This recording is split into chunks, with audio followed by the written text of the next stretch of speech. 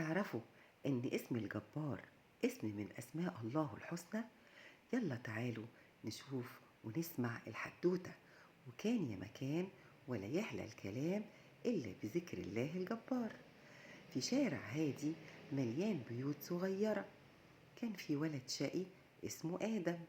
وآدم كان بيحب الكورة أكتر من أي حاجة تانية، وكان دايما يلعب مع أصحابه بعد المدرسة. وفي يوم جميل والشمس طالعة وهو بيجري وبيسدد الهدف، الكورة طلعت بسرعة ووقعت تحت عربية كبيرة.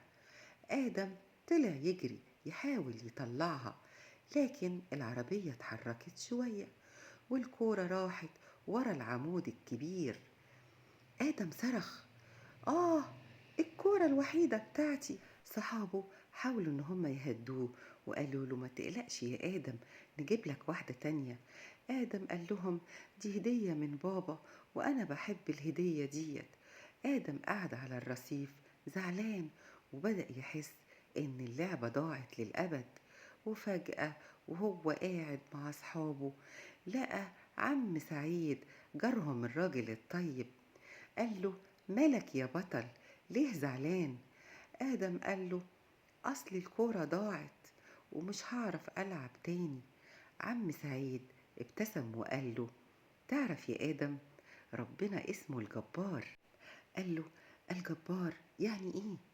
قال له: يعني ربنا قوي جدا، قوته مش بس إنه يخلي كل حاجة تمشي صح، لكن قوته كمان إنه يصلح القلوب ويجعل الزعل فرح.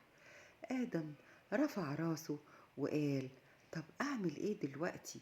عم سعيد قال له: قول معايا: يا رب يا جبار أكبر بخاطري. آدم قالها وهمس، وفجأة حس بحاجة غريبة في قلبه، حاجة خفيفة وحلوة وكأنه في حاجة كويسة هتحصل. تاني يوم نزل الشارع ولقى أصحابه مستنيينه، وكل واحد جايب حاجة. واحد جايب كورة جديدة، والتاني جاب حبل لعب، والتالت قال نلعب سوا ونعمل تحديات.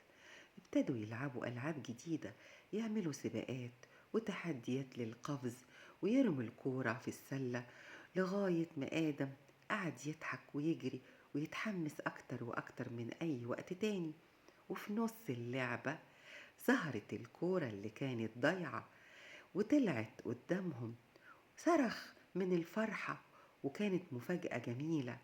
الكورة رجعت، ضحكوا كلهم، وقال آدم لنفسه: سبحان الله، يا رب أنت فعلا الجبار، كسرت قلبي امبارح وجبرته النهاردة بأكتر مما كنت أتمنى.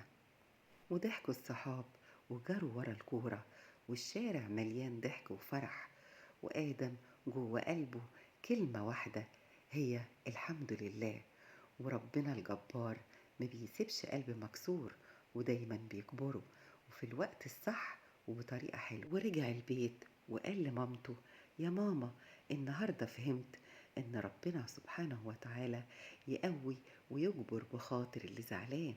ونام آدم وهو مبتسم وقال قبل ما يغمض عينه: يا رب يا جبار، شكرا على فرحتي.